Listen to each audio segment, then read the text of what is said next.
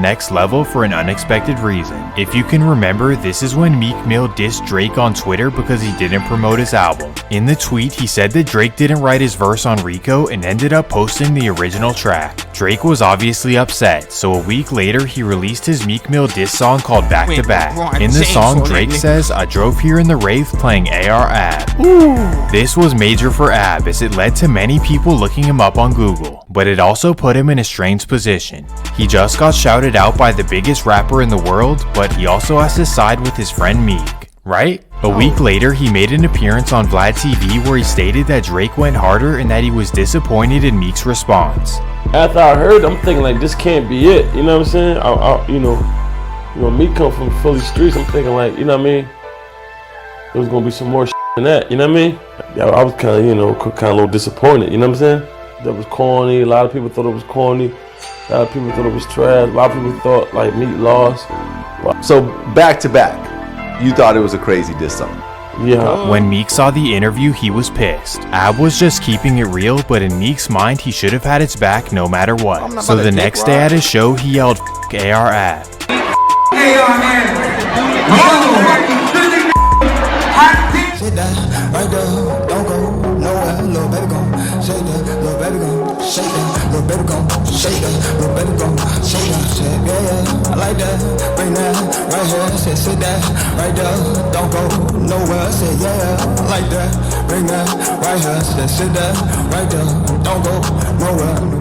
What up, YouTube? We back with another reaction video.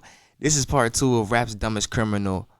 How Philly's top goon caught bodies, beef with Meek, and told on himself. It's the AR App story by Swamp Stories. Let's get right back into it.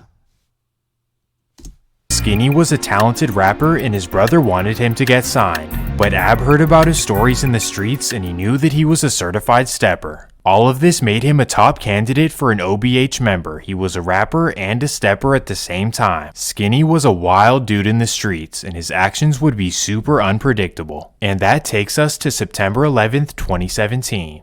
It's another Monday in North Philly and Skinny is hanging out on 22nd in Lehigh. At 2 p.m. he's set to meet with a business associate named Sherman Williams. Allegedly, Sherman is owed money by Skinny and is going over to collect it. Little does Sherman know, Skinny Me is not the kind of guy you do fair business with. Well, after paying a traffic ticket downtown, Sherman heads to North Philly to meet with him. At 2:30, he arrives on the corner and removes his helmet to talk. Somehow the conversation turns into an argument and Skinny Me loses his cool. Skinny instantly runs to his white Jeep and drops his phone in the process. He then hops in the car and speeds off to the OHB mansion. Why niggas always dropping their phone? Senator Brown says her son Sherman Williams was finally on the right track in life. He was turning himself completely around and he wasn't dealing with the same people that he was dealing with. Brown says on Monday, September 11th, Williams was on his way back from paying his parking tickets. She says he called her at about 5 p.m. to check in. We had a conversation for about 10 minutes. That was the last time she talked to him. About 30 minutes later, the 29-year-old was shot multiple times along 22nd Street between Somerset and Lehigh Streets in North Philadelphia. From what I can understand, him and some guy had some words. But I don't know what words was so powerful for this person to shoot my son in the back twice. Williams died less than 2 hours later. The city of Philadelphia is offering up to $20,000 in reward money for the arrest and conviction of the person responsible. All you have to do is call the Citizens Crime Commission at 215-546-TIPS. All calls will remain anonymous. When he arrives, he realizes he doesn't have his phone, so he searches the car but can't find anything. Skinny knew that he messed up and he was hoping that police would not find the phone. But what he failed to realize is that Philly has cameras everywhere and the car's plates were on. Because of this, police found that the car was registered to Abdul West at the OHB mansion address. Police were excited and they figured that they had finally got him. So just the next day, the OHB mansion was raided, but when police arrived, no one was home, which was very unusual for the mansion. During the raid, they found $87,000 in cash and all kinds of illicit items. However, in Pennsylvania, you can't raid someone for one crime and then use the findings to charge them with something else. So no one was charged for anything, and police were unsure of who did this to Sherman Williams. However, Skinny's decision still had some serious implications, as the police now knew what AR Ab had going on. So after the raid, they began following him and tracking his every move, even allowing him to commit crimes. The raid should have been a huge wake-up call for Ab, but he was either slow or he didn't even care about the consequences. It's almost like he took Philadelphia police as a joke, especially after this next move. After Skinny's incident, Ab decided to reward him by introducing him to the world on a major hip-hop channel. Y'all know who he is. This is my little brother, Skinny the notorious Skinny Me. That boy about 130 pounds of horror. I know this for a fact, man. And guess what? This is what I like about Skinny Me. This is what I like about Skinny Me music, man. Look at his eyes, bro. You know It's he just crazy. raw. And it's like reality rap. Mafia. Skinny Me go through a situation, and guess what? It's gonna be in the song. He's gonna make a song about the same thing. So I know that's why I feel it so much. I know it. When he said I killed the and I did that, I seen him do it. I seen him do it. I seen him do it. When he said somebody try to drop on me, not wrestling me for the man. and I seen him do it. I know he did it for a fact. I believe he's gonna make millions of dollars off of Skinny Me. Fucking money, original black hustlers. And one of the newest members, gonna die copy. but most vital member, key member. He's from Ohio. This was not a smart move, but Skinny Me was eating it all up. Although Nah. Forget the Skinny Me, right? Like, forget the Skinny Me. Bro, who is this white boy? Respectfully, like, why is he doing this? And then when bro started hyping him up, he grabbing this man's shoulder, and he looked like it's Weekend at Bernie's. This nigga look dead. Vital member. He not Key breathing. member. He's from Ohio. this was not a smart move, but Skinny Me was eating it all up. Although he wasn't originally from Philly, he was becoming a star in their streets. His rap career was also taking off because people now knew that he was living his raps. But on the other hand, Philadelphia police were all over him as he became their new target. OHB had the streets on lock, and AR Ab would keep making boneheaded decisions. Instead of focusing on covering his tracks, his main concern was eliminating competition in the streets. In particular, he was upset with a former friend who was now selling in the same North Philly market. This would be a man named Robert Johnson, a young homie of Ab who used to hustle for him back in 2011. During this time, Robert was arrested and sentenced to 7 years in prison, all allegedly behind OBH. Once he was released, he wanted no parts of the streets, so he took a completely different route. He was taking classes to become a personal trainer and was trying his best to stay out of trouble. However, life as a convicted felon is hard, and it's believed that he began hustling again in North Philly, but this time without AR Ab. Once Abdul found out, he was pissed, as he was a self-proclaimed extortionist. He needed to be in control of everyone, and he used fear to get his way. However, Robert Johnson was no longer going for this, and AR Ab was livid. No one had ever stood up to him like this, like who would go against Philly's top goon. In the old days, Ab would have handled this himself, but now he had guys to call on. Skinny was laying low after his recent incident, so Ab called on a brand new member. This would be a man named Dantes Stewart, also known as Taz. Taz was a hustler for another gang in Philly, but he had recently fallen out with them. And after the fallout, he befriended OBH Dark Low and inquired on being an OBH hustler himself. He told him that he's down bad and willing to do anything to get money with OBH. Low knew that Ab was willing to accept any new members, so he brought him to his house. There, Taz and Ab discussed potentially joining OBH and what that would entail. He pretty much said, "You have to do anything I tell you, whether that's stepping on rivals or selling whatever." Taz agreed and told him he'd do anything for him. So Ab shook his hand and told him that in order to become a member, you must stay at the OBH mansion for 2 weeks. There you'll meet members and learn the ins and outs of the operation. Letting someone you just met into your illegal operation might be the dumbest thing I've ever heard. Taz could be relaying information to his former gang, he could be plotting to rob, or he could be an undercover officer.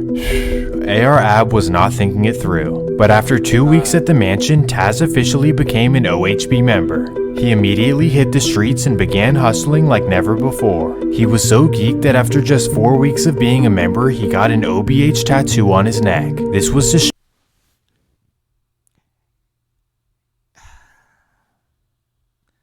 Like, bruh. Meat Munch Commander. Like, bro, you just eating penis. Like, what is wrong with this man? Yeah, bro, I known him for 2 weeks, bro. I'm OBH, bro. We locked in. It was a goofy. Show his fellow members his loyalty and to let them know he'll never snitch on them. Dantes Stewart was a wild card to say the least. Well, this is the guy that Ab called to eliminate Robert Johnson. And that takes us to October 12th, 2017. Ooh, hey. It's a month after the raid and AR Ab is back at the mansion with some fellow members. At 12:30 p.m. he calls Taz and tells him to come to the mansion ASAP. So Taz immediately pulls up and sits down with Ab. Ab shows him a picture of Robert Johnson and tells him to follow instructions. He tells him to go on Instagram and to DM Robert to make a deal. He then tells him that when they meet up, he needs to eliminate him.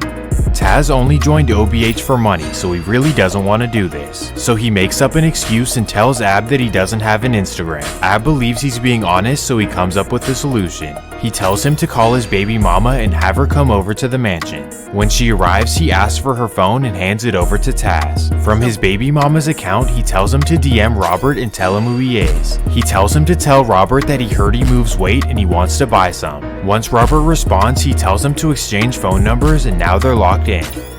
At this point, Taz has no excuses and he has to do it. So Taz and Robert agree to meet up later in the day. Taz really doesn't want to do this. Regardless, at 8 p.m., Taz meets up with Robert to complete the job. So Taz gets out of his car and walks up to Robert's window. He reaches for his waistband, but he can't get himself to do it. So instead, he simply makes the transaction and shakes Robert's hand. He then returns to the OBH mansion, not sure what to expect. He tells Ab that he simply couldn't get himself to do it. Ab is pissed, so he slaps the table and says, "What? Why?" So Taz tells him that he simply has no idea why he's doing it.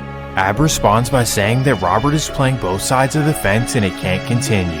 This response doesn't satisfy Taz, so Ab decides to throw in a perk. He tells him that if you do this, I'll make sure you're straight. No further details are discussed as this was all Taz needed to hear. Attempt number 2. October 14th, 2017. It's not funny, but bruh. Taz texts Robert and tells him that he needs to re-up. Robert responds and tells him that he's busy at the club and he can't meet up until after 2 a.m. So the two agree to meet up in the parking lot outside the club after he's done. In the meantime, Taz begins to ponder his decision, so he calls up a fellow member for reassurance. The member, whose name is OBH Birdo, is ecstatic and he actually volunteers to go with him. So at 2 a.m., Taz hops in his car, picks up Birdo, and they head to the club parking lot. That's where they wait until 3:30 a.m. when Robert finally leaves the club. They text him to meet them in the parking lot and that they'll get out of the car when he arrives. So Robert walks towards their car and that's when Taz hops out. He hops back in his car, speeds away, and heads directly to Birdo's. When he arrives, he hands his blower to Birdo and tells him to put it in a shoebox in his closet. Birdo's confused and says, "Why don't you just go throw it away?" Taz responds by saying, "I'm gonna come back to pick it up in 2 weeks, don't even worry about it." This doesn't make any sense, but I'll continue. When Taz gets home, he texts Ab and says touchdown. He then puts his phone away and goes to sleep.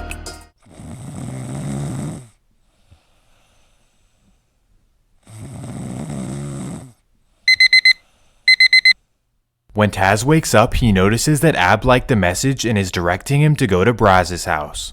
Braz is an OG OHB member who's in charge of one of the stash houses. So Taz goes to his house excited to receive a huge cash reward. Or at least that's what he was expecting.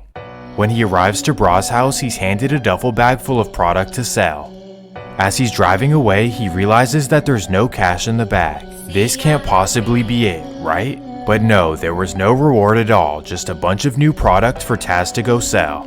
Taz wasn't happy to say the least, but there's nothing you can do when you're dealing with a guy like AR Ab. Well, 2 weeks go by and Taz returns to Birdo's to pick up his gun like he promised. He didn't feel safe on the streets without it, and AR Ab didn't supply him with a new one. So Taz was now riding around with evidence of a first-degree homicide on his waistband. As you would expect, this would not go well. November 11th, 2017. While speeding through North Philly, Taz is pulled over by Philadelphia police. For whatever reason, Taz consents to a search and police look through his car. They find his blower under the seat, which is a misdemeanor in the state of Pennsylvania. That's In only a Taz's mind, misdemeanor? he might have to do a couple months, but it's not that serious. However, after searching the serial number, police find out that it's stolen, Oh, and they dirty, also man, match it to stolen. the incident of Robert Johnson. And just like that, Taz is arrested for first-degree homicide. Once Ab gets the news, he shrugs his shoulders and pretty much accepts that Taz is gone for life. And because the evidence is overwhelming, he figures that gonna paying for his snitch for lawyer life? is a waste of money. This was a cold move by Ab, and also a dumb one as well. As you would expect, Taz felt betrayed. Like, I put my freedom on the line for you, and you didn't even pay me nor pay for my lawyer. The street codes are one thing, but you can't betray somebody like this and expect them to be in your good graces. So from behind bars, Taz would get his revenge, but we're not quite there yet.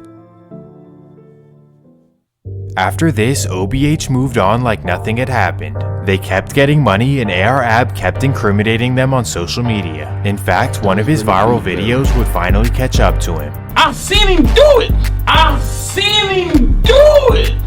Yep, after this video, Skinny Me became Philadelphia police's #1 target. Prior to the video, they didn't even know who he was, given that he was originally from Ohio. So the investigation went like this. They went through the phone that was left on the scene, and all they saw was a bunch of selfies of Skinny Me. But they didn't recognize the man in the picture, and on top of this, the phone was a prepaid that wasn't registered to anyone. But once they saw the video on YouTube, they put the faces together. I've seen him do it. I've seen him do it. And that was all it took to get him indicted. On September 13th, 2018, police issued an arrest warrant for Abbas Parker, also known as Skinny Me. And once the news broke, Skinny Me responded in the most OHB way possible. Listen, I'm on the young Steeds right now for like a murder. You know what I'm saying? Like for a murder. When they hate you, they frame you. You know what I'm saying? It's crazy, boy. So it's just like, in due time, like I'm still gonna be giving a record count. I'm still gonna be putting on for the cool kids. Cause I ain't gonna start recording. And listen, I'm just gonna run cause I'm scared to death of police.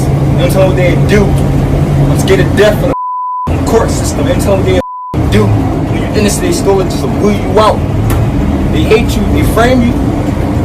When they hate you, they frame you. Remember that, man. Listen, this nigga, notorious Skinny Me, big the weight off. 2 weeks after the viral clip, Skinny Me was arrested during a raid. supposed to be a And riot during the arrest, he kept the same energy that he had in the video and in the streets. And this account, and I'm going to this 50 grand strong. Hey, yo, let everybody know, right? Let everybody know. I got you, bro. Let everybody know, right? Alright, bro. Let everybody know, right? I'm the realest living. I just happen to rap, man. That's it, man. Videos, my brother. I ain't listen, man. I'm a $1 million man. Man, y'all know I got $1 million talent. Y'all do that, man. I ain't doing none of that. And I was growing dreads on these. Don't mind my hair. I wanted everybody to see me come out and swag. Hey, yo, just let everybody know, huh?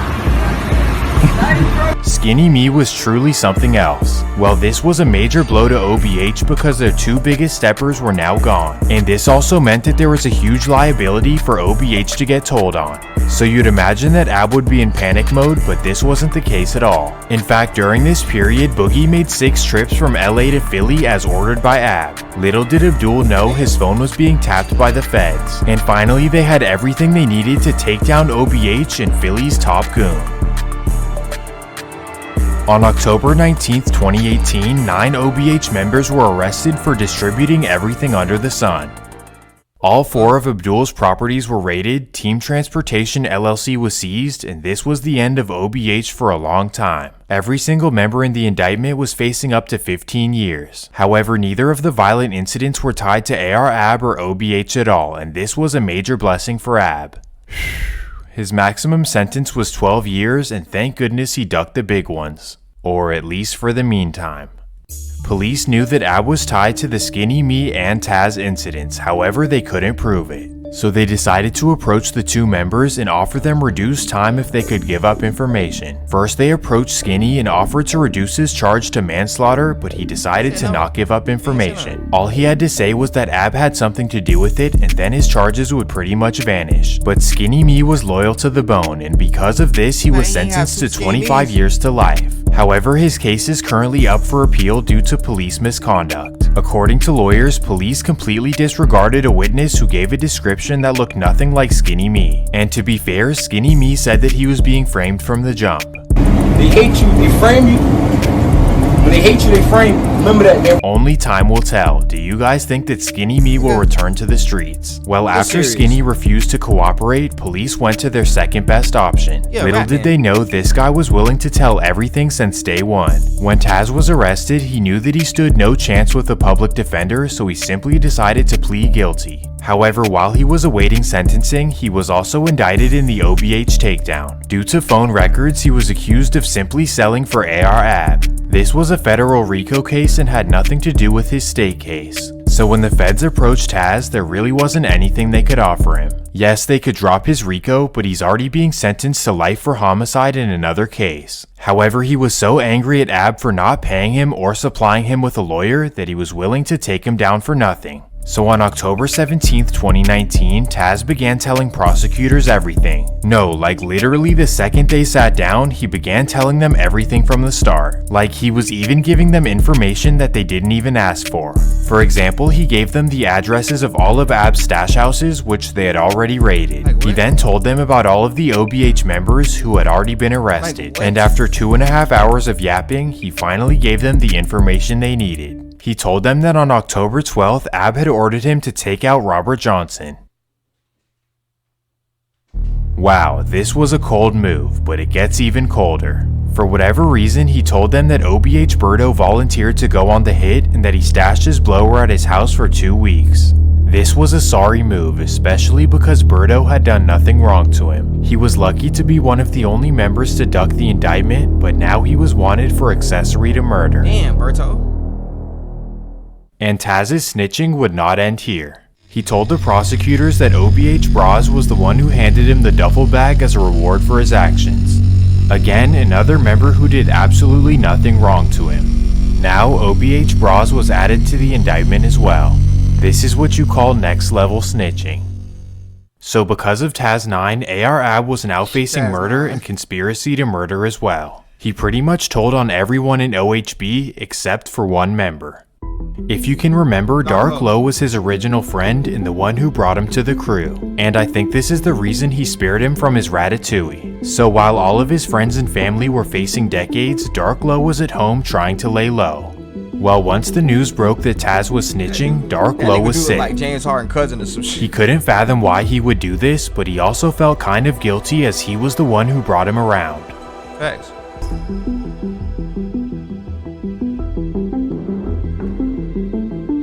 So Dark Low was pissed and he decided to send a letter to Taz in jail. In the letter, he asked him why he snitched and if he was an informant from the jump.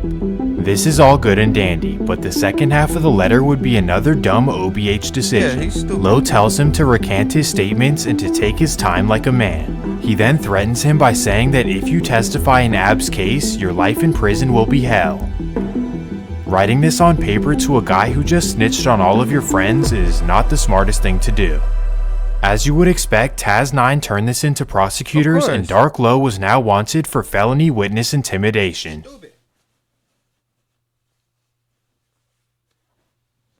In the end, Dark Low was sentenced to 7.5 years in federal prison because of this one little letter. And even for a very little award, Taz decided to testify against Ab in his case. This resulted in a sentence of 45 years to life, pretty much guaranteeing AR-AB will never be back home. That boy's cooked. Even though he was snitched on, he can really only blame himself for the situation. He decided to have a man that he just met go step for him, and then he didn't pay for his lawyer or compensate him. Oh, and all of the self-snitching is something that I don't think we've ever seen on this channel. The fact that it took Philadelphia all these years to take him down is really disappointing. Also, get this, Taz is currently serving 25 years to life, so all that snitching did nothing for him. He got the same exact sentence as Skinny Me, who decided not to testify.